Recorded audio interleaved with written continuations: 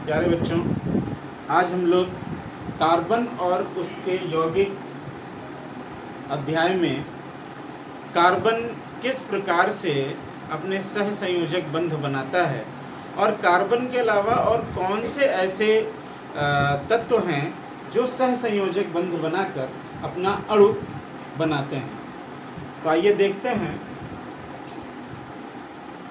Hydrogen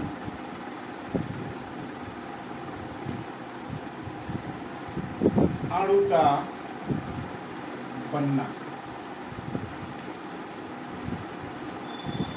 hydrogen अणु का बनना ये भी सही संयोजक बंध का एक उदाहरण है। हम सभी जानते हैं कि हाइड्रोजन के पास एक इलेक्ट्रॉन है, एक ही कक्षा। तो हम कह सकते हैं कि हाइड्रोजन की अंतिम कक्षा में कितने इलेक्ट्रॉन हैं? एक। अब अगर हाइड्रोजन की अंतिम कक्षा में एक इलेक्ट्रॉन है तो अकेला परमाणु रह नहीं सकता। तो जाहिर सी बात यह है कि दो हाइड्रोजन परमाणुओं को साथ लेकर के ये एक अणु बनता है, और दो हाइड्रोजन परमाणुओं को जब साथ ये लेता है तो एक कक्षा में अधिकतम इलेक्ट्रॉनों की संख्या 2। जब एक ही कक्षा है तो 2 इलेक्ट्रॉन लेकर के स्थायी कक्षा प्राप्त कर सकता है। तो ये जो स्थायी कक्षा बनेगी, इसमें हाइड्रोजन का एक परमाणु दूसरे हाइड्रोजन परमाणु के साथ एक एक इलेक्ट्रॉन का साझा कर लेता है। और ये जो एक एक इलेक्ट्रॉन का साझा कर लेता है, और इस प्रकार से ये हाइड्रोजन का अणु बना देता है, जिसको हम hydrogen single bond hydrogen H single bond H से प्रदर्शित कर सकते हैं। तो ये जो है हाइड्रोजन का एक अणु। इसी प्रकार से अगर हम दूसरा उदाहरण लें ऑक्सीजन का, तो ऑक्सीजन की अंतिम कक्षा में कितने इलेक्ट्रॉन होते हैं? तो आप बताइए। ऑक्सीजन का परमाणु क्रमांक होता है 8, और ऑक्सीजन का परमाणु क्रमांक 8 है। तो जब हम इसका इलेक्ट्रॉनिक विन्यास लिखेंगे तो 2 और 6 आएगा, यानी अंतिम कक्षा में 6 इलेक्ट्रॉन। तो जब अंतिम कक्षा में 6 इलेक्ट्रॉन होते हैं तो हम 6 इलेक्ट्रॉनों को इस प्रकार से बना सकते हैं: 1 2 3 4 5 और 6। इसी प्रकार से हम दूसरा ऑक्सीजन का परमाणु लेते हैं और इसके पास भी 6 इलेक्ट्रॉन हम बना देते हैं। ये दोनों जब आपस में जुड़ेंगे तो इनको अपना ऑक्टेट पूरा करने के लिए 6 इनके पास है, ऑक्टेट पूरा करने के लिए यानी 8 इलेक्ट्रॉन पूरा करने के लिए 2 इलेक्ट्रॉनों की जरूरत है। तो जब 2 इलेक्ट्रॉनों की जरूरत है तो ये दोनों 2-2 इलेक्ट्रॉन का साझा करेंगे, और 2-2 इलेक्ट्रॉन का साझा करेंगे। तो अगर हम इसको एक O माने और इसके साथ में दूसरे ऑक्सीजन का साझा होगा तो 2-2 इलेक्ट्रॉन का साझा करेंगे। इसका मतलब है 2 इलेक्ट्रॉन इसके और 2 इलेक्ट्रॉन इसके, 4 इलेक्ट्रॉन मिलकर हो गए, और बाकी 4-4 इलेक्ट्रॉन इनके पास हैं ही।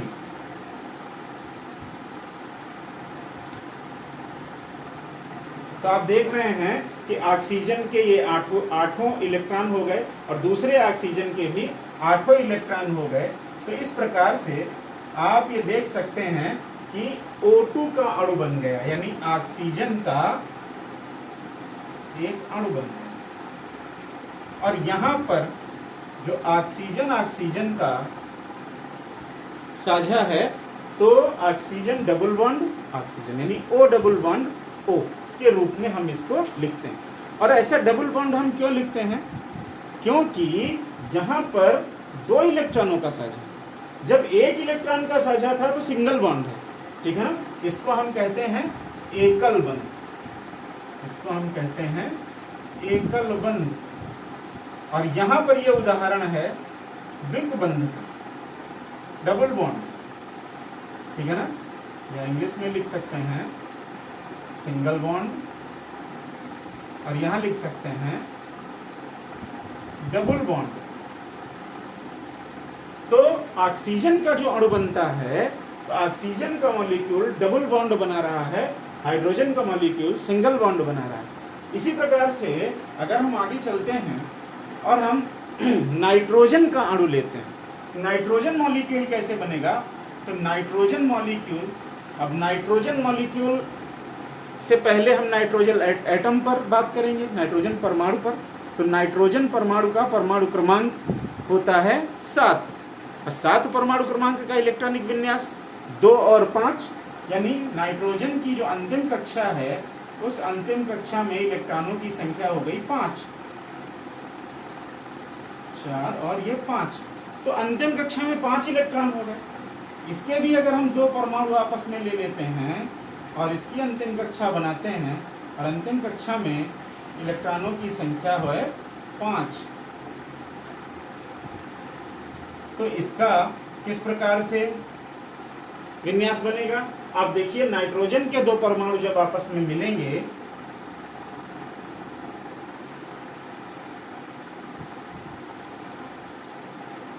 तो ये 1, 2 और 3 इलेक्ट्रॉनों का साझा करेंगे। 3 इलेक्ट्रॉनों का साझा क्यों करेंगे? क्योंकि इनके पास 5 ही इलेक्ट्रॉन है, और ऑक्टेट पूरा करने के लिए, यानी अष्टक पूरा करने के लिए 3 इलेक्ट्रॉनों की और जरूरत होगी। 5, 3, 8, तभी तो 8 पूरे होंगे। तो इसलिए 3 इलेक्ट्रॉन का साझा करेंगे। अब अगर 3 इलेक्ट्रॉन का साझा इन्होंने कर लिया तो इनके पास बाकी बचे 2, तो बाकी बचे 2 इलेक्ट्रॉन इनके पास इस रूप में रहेंगे। और ये अब ये 6 और 2 8, इसका ऑक्टेट भी पूरा है और इसका ऑक्टेट भी पूरा है। तो इस प्रकार से ये नाइट्रोजन का एक अणु बनता है।